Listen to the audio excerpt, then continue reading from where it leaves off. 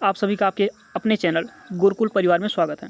चलिए, जैसा कि आप सबको पता है, आपका एसएससी जीडी 2018 में जो पूछे गए प्रश्न थे, पिछले वीडियो में हमने कुछ प्रश्नों को यानी 15 प्रश्नों को हमने सॉल्व किया था। आगे आने वाले जो भी 10 प्रश्न हैं, क्योंकि आप सबको पता है एसएससी जीडी में आपके 25 प्रश्न पूछे जाते हैं, उसमें से 15 क्वेश्चन को हम सॉल्व कर चुके हैं। बाकी की जो आगे के 10 क्वेश्चन हैं उसको हम आज देखेंगे। जैसे कि पहला क्वेश्चन आपसे पूछा जा रहा है, ओलंपिक 2020 कहाँ आयोजित किया गया था? आपको ऑप्शन दिया गया है शिकागो, नई दिल्ली, टोक्यो, स्पेन। तो आपका उत्तर हो जाएगा, बताइए कितना हो जाएगा। तो यानी कौन सा उत्तर होगा इसमें? तो आप सबको पता है, इसका आंसर आ जाएगा आपका टोक्यो। यानी हाल ही में जिस ओलंपिक तो आपका था 2020 में, लेकिन आयोजित कब किया गया था? 2021 में। अगर पूछा जाए कब से कब किया गया था, तो आपका आंसर हो जाएगा 23 जुलाई से लेकर 8 अगस्त के मध्य। यानी 2021 में 23 जुलाई से लेकर 8 अगस्त के मध्य इसका आयोजन किया गया था। होना 2020 में था, लेकिन कोरोना महामारी की वजह से इसको थोड़ा सा यानी डिले किया गया था और अब इस जाकर के 2021 में इसको आयोजित करवाया गया था। पूछा जाए कि अगर पहले स्थान पर या शीर्ष स्थान पर कौन रहा, तो आपका आंसर हो जाएगा अमेरिका। इसके 39 गोल्ड थे, 41 सिल्वर थे और ब्रॉन्ज की संख्या 33 थी। टोटल अगर मेडल की संख्या पूछी जाएगी 113 आएगा। जबकि सेकंड नंबर पूछा जाएगा कौन सा, तो उसका आंसर आएगा आपका चीन। 38 गोल्ड थे, 32 सिल्वर थे और जबकि 18 ब्रॉन्ज थे। टोटल मेडल इसके थे 88। जबकि थर्ड नंबर पूछा जाए तीसरे स्थान पर, तो आपका जापान था। जैसा कि आप सबको पता है, जापान आप टोक्यो जापान की राजधानी है, तो जापान आपके तीसरे स्थान पर था। 27 गोल्ड, 14 सिल्वर और 17 ब्रॉन्ज और टोटल मिलाकर के इसके 58 पदक थे। जबकि भारत की पोजीशन पूछी जाएगी तो इसका आंसर आएगा 48वां स्थान था। और अगर इससे पूछी जाए मेडलों की संख्या कितनी थी, तो 1 गोल्ड प्राप्त हुआ था, 2 सिल्वर प्राप्त हुआ था और चार इसको प्राप्त हुआ था ब्रॉन्ज। टोटल मिलाकर के इसके पदकों की संख्या हुई थी 7 और 7 पदकों के साथ भारत जो है 48वें स्थान पर विराजमान था। जैसा कि आप सबको पता है, उसके जस्ट तुरंत बाद यानी उसके ठीक बाद पैरा ओलंपिक का आयोजन भी करवाया गया था। तो अगर पैरा ओलंपिक की चर्चा कर लें, तो उसमें पहला स्थान किसका था? तो चीन का था। दूसरा स्थान ब्रिटेन का था। तीसरा स्थान अमेरिका का। और जबकि 24 यहाँ भारत की कंडीशन पूछी जाएगी, 24वां स्थान। याद देखिएगा, ओलंपिक में भारत का स्थान था 48वां, जबकि पैरा ओलंपिक में भारत का स्थान था 24वां। पहले स्थान में अगर ओलंपिक की चर्चा कर लें, तो ओलंपिक में पहला स्थान अमेरिका का था, जबकि पैरा ओलंपिक में पहला स्थान चीन का था। अगर पूछा जाए अंतर्राष्ट्रीय, क्वेश्चन सुनिएगा, अंतर्राष्ट्रीय ओलंपिक समिति का मुख्यालय कहाँ पर है, तो आपका उत्तर आ जाएगा ल्यूसाने, स्विट्जरलैंड। अध्यक्ष पूछा जाए तो थॉमस वाक। फिर से एक बार रिपीट करें, सुनिएगा, अंतर्राष्ट्रीय ओलंपिक समिति का मुख्यालय ल्यूसाने, स्विट्जरलैंड। जबकि अध्यक्ष पूछा जाएगा तो थॉमस वाक। ठीक है ना। इतने क्वेश्चन आप थोड़ा सा याद रखिएगा, इतनी जानकारी आपको दी गई ओलंपिक से संबंधित। चलिए अगला प्रश्न देखते हैं। जैसा कि अगला प्रश्न आपको दिख रहा है, मानव शरीर की सबसे छोटी हड्डी है। विकल्प दिया गया है, यानी आपको कान की हड्डी, रीढ़ की हड्डी, कलाई की हड्डी, दिमाग की हड्डी। तो आप सबको पता है कि मानव शरीर की जो सबसे छोटी हड्डी होती है वो मानी जाती है कान की हड्डी।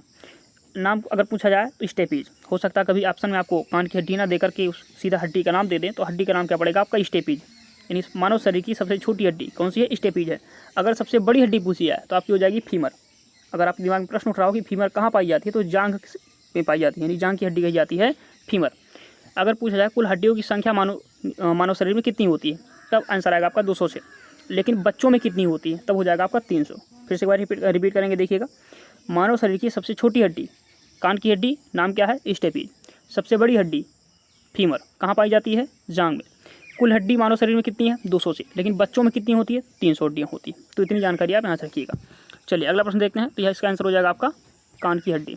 अगला प्रश्न देखते हैं, दिया गया है, भारत की पहली महिला मुख्य चुनाव आयुक्त कौन थी? भारत की पहली महिला मुख्य चुनाव आयुक्त कौन थी? विकल्प आपको दिए गए हैं, मीरा कुमार, प्रतिभा देवी, रमा देवी, निर्मला सीतारमण। तो इसका उत्तर हो जाएगा रमा देवी। यानी रमा देवी जो थी, ये आपकी भारत की पहली महिला मुख्य चुनाव आयुक्त रही हैं।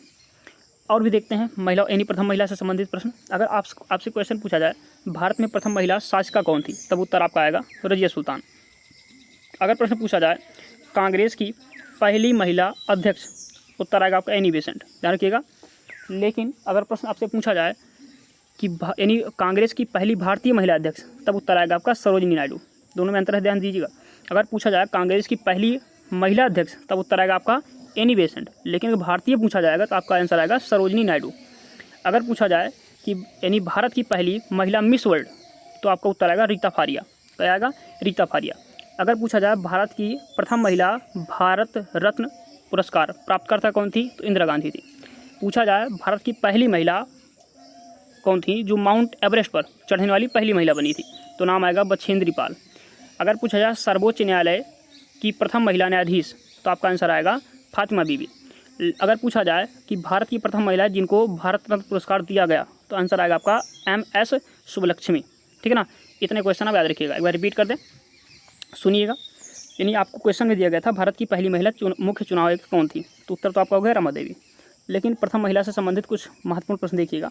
भारत में प्रथम महिला शासिका रजिया सुल्तान, कांग्रेस की पहली महिला अध्यक्ष एनी बेसेंट, कांग्रेस की पहली भारतीय महिला अध्यक्ष सरोजिनी नायडू, यानी भारत की पहली मिस वर्ल्ड यानी महिला मिस वर्ल्ड तो हो जाएगा आपका रीता फारिया, भारत की पहली महिला भारत रत्न प्राप्तकर्ता इंदिरा गांधी, अगर पूछा जाए भारत की पहली महिला माउंट एवरेस्ट पर चढ़ने वाली कौन थी, तो बछेंद्री पाल, भारत की प्रथम महिला सर्वोच्च न्यायालय की न्यायाधीश तो फातिमा बीबी, पूछा जाए भारत रत्न प्राप्त करने वाली पहली भारतीय महिला तो MS सुब्बलक्ष्मी। ठीक है ना, इतने प्रश्न याद रखिएगा यहाँ से। चलिए अगला क्वेश्चन देखते हैं। दिया गया है पुस्तक का नाम है द ओरिजिन ऑफ स्पीसीज के लेखक कौन है? पुस्तक का नाम सुनिएगा, the origin of species.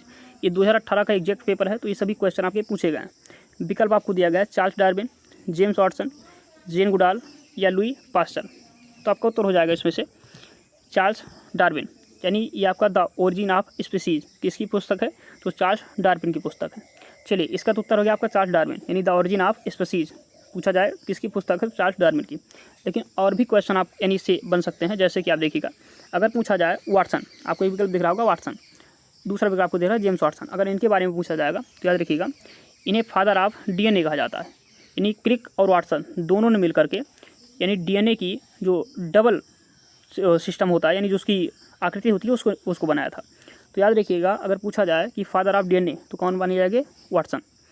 Louis Pasteur, एक ऑप्शन दिख रहा होगा आपको लुई पास्चर। लुई पास्चर से क्वेश्चन क्या बनेगा, तो ध्यान रखिएगा पूछा जाता है रेबीज का टीका, ठीक है ना, जिसको हम रेबीज यानी हाइड्रोफोबिया भी कहते हैं, यानी कुत्तों के काटने से ये रोग होता है। तो अगर पूछा जाए रेबीज का टीका किसने खोजा था, तो लुई पास्चर। ध्यान रखिएगा हाइड्रोफोबिया भी आ सकता है, तो हाइड्रोफोबिया हो या रेबीज हो, या फिर हम कह सकते हैं इसको दूसरी भाषा में कि कुत्ते के काटने से होने वाला रोग, अगर इसके टीके की खोज की चर्चा कर लें तो किसने खोजा था, लुई पास्चर ने खोजा था। ठीक है ना, इतने क्वेश्चन आपके यहाँ से बन जाएंगे। चलिए आगे देखते हैं। अगला प्रश्न आपको दिया गया कथकली की जड़ें किस राज्य में हैं। अगला प्रश्न आपको दिया गया क्वेश्चन नंबर 20, कहा जा रहा है कथकली की जड़ें किस राज्य में हैं। इसका मतलब यह है कि कथकली किस राज्य का शास्त्रीय नृत्य है। ठीक है ना, तो आपको विकल्प दिए गए हैं आंध्र प्रदेश, केरल, तमिलनाडु, कर्नाटक। तो इसका उत्तर आपका हो जाएगा कथकली। कहाँ का है, केरल का है। केरल के 2 शास्त्रीय नृत्य हैं, कौन कौन से सुनिएगा, एक तो कथकली हो गया और दूसरा आपका हो जाता है मोहिनीअट्टम। फिर से एक बार सुन लीजिए, कथकली हो या मोहिनीअट्टम हो, दोनों कहाँ के हैं, केरल के माने जाते हैं। अगर पूछा जाए आंध्र प्रदेश का तो आपका आएगा कुचिपुड़ी। पूछा जाए तमिलनाडु का तो आप कह सकते हैं भरतनाट्यम। पूछा जाए कर्नाटक का तो कर्नाटक का अपना कोई भी शास्त्रीय नृत्य नहीं है। ठीक है ना, एक बार इससे संबंधित फिर और भी प्रश्न देखिएगा, रिपीट कर रहे हैं। मोहिनीअट्टम पूछा जाए या आपसे पूछा जाए कथकली तो आपका हो जाएगा केरल उत्तर। ठीक है ना, केरल राज्य के मोहिनीअट्टम और कथकली दोनों ही शास्त्रीय नृत्य हैं।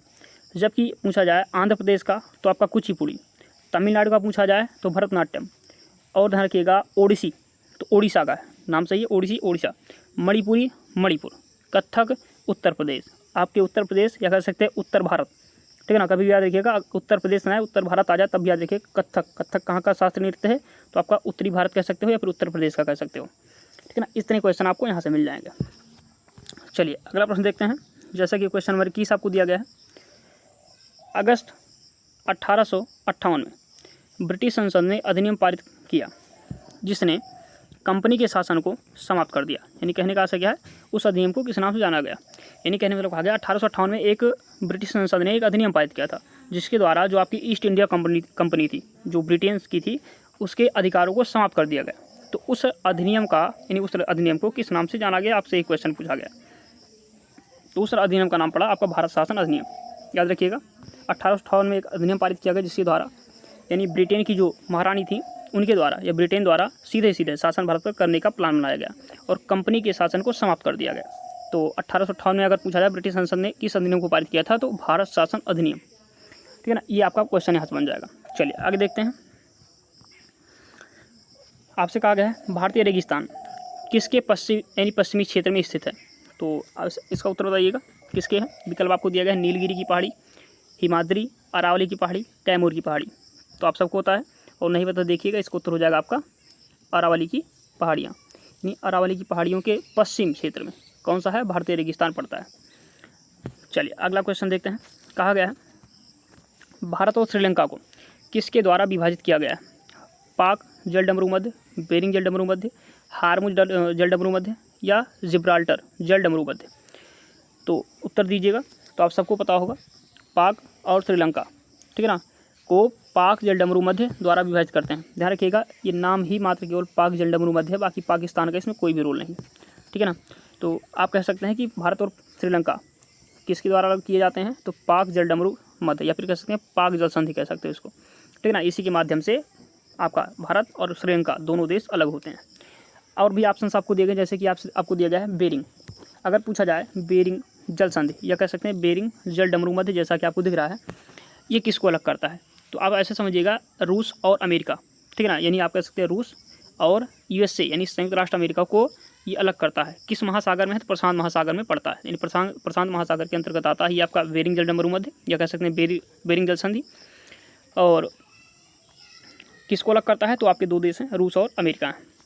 अगला ऑप्शन दिया गया जैसे कि हार्मुज जल संधि पूछी जाए या हार्मुज जलडमरू मध्य पूछा जाए, तो हार्मुज से संबंधित थोड़े से क्वेश्चन याद रखिएगा।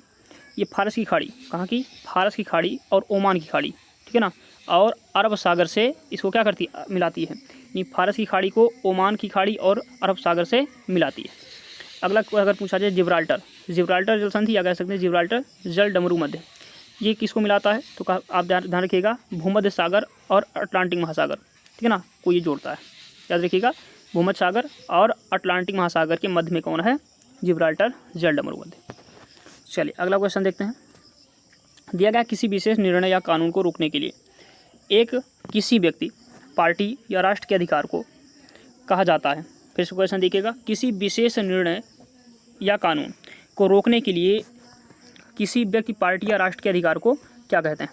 देखो, जब भी राष्ट्रपति किसी इस प्रकार की घटना को, यानी जैसे मान लीजिए कोई नियम बन रहा है, कोई अधिनियम पारित हो रहा है, तो उसको रोक देते हैं। यानी कोई बिल अगर उनके समक्ष प्रकट यानी भेजा गया है तो उसको रोक देते हैं। उसे हम क्या कहते हैं? उसे कहा जाता है वीटो। क्या कहते हैं? वीटो कहेंगे। आपका उत्तर हो जाएगा वीटो। चलिए वीटो से संबंधित कुछ क्वेश्चन को देखते हैं। जैसे अगर पूछा जाए वीटो कितने प्रकार के होते हैं, तो आप कहेंगे 3 प्रकार के। कौन कौन से? पूर्ण वीटो, निलंबनकारी वीटो, और आपका तीसरा होता है पॉकेट वीटो, या कह सकते हो उसको जेबी वीटो। अब देखिए, अगर पूछा जाए कि वीटो का प्रावधान, ठीक है ना, किस अनुच्छेद में है, तो अनुच्छेद नंबर 111। अगर पूछा जाए कि पूर्ण वीटो क्या होता है, तो होता क्या है, बिल को मंजूरी जो है नहीं दी जाती है उसमें, ठीक है ना। और अगर पूछा जाए निलंबनकारी क्या है, तो उसमें होता क्या है कि उसमें संशोधन वगैरह, यानी जैसे कुछ इसमें अपवाद हैं, संविधान संशोधन या फिर धन विधेयक का बिल नहीं होना चाहिए। इसके अलावा अगर कोई भी बिल अगर उनके पास जाता है तो उसको जो है ये परमिशन नहीं देते, यानी ना देते हैं ना कुछ कहते हैं, उसको निरस्त कर दिया जाता है। जबकि पॉकेट वीटो की कंडीशन बताएं, ये क्या होता है? जेबी वीटो कहते हैं इसको, इसमें रोक लगा दी जाती है। तो ये आपका होता है 3 वीटो। अगला क्वेश्चन आपको दिया गया है, सर्वश्रेष्ठ अभिनेत्री के लिए 2018 के राष्ट्रीय फिल्म पुरस्कार से किसे सम्मानित किया गया?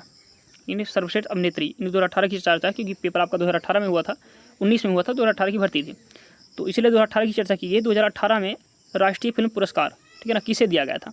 आलिया भट्ट को, दीपिका पादुकोण को, श्रीदेवी को, या कैटरीना कैफ को? तो इसका उत्तर बताइएगा। इसका उत्तर आपका हो जाएगा श्रीदेवी, यानी श्रीदेवी को 2018 का राष्ट्रीय फिल्म पुरस्कार दिया गया था, ठीक है ना। तो ये आपके 25 प्रश्न थे। और वीडियो कैसा लगा ये कमेंट बॉक्स में ज़रूर कमेंट कीजिए। और अगर आप चैनल पर नए आए हैं तो चैनल को सब्सक्राइब कीजिएगा और शेयर कीजिए और लाइक कीजिए अगर आपको बेहतर लगता है तो। और जो भी इसमें समस्या दिखती है उसको आप कमेंट में लिखकर आप बताइए। धन्यवाद वीडियो देखने के लिए।